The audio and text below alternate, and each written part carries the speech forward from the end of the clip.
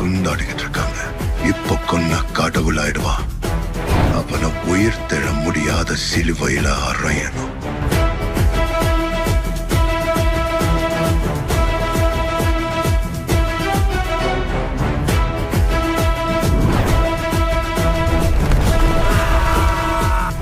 பிறந்த நாட்டை குறை சொல்லாம பொழைக்கிற வழிய பாருங்க. நாட்டை எப்படி நடத்துவோம் எங்களுக்கு தெரியும்.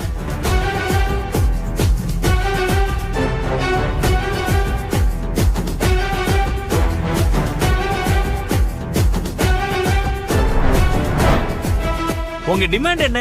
சிஎம்ஐ கடத்தி வச்சிருக்கீங்க.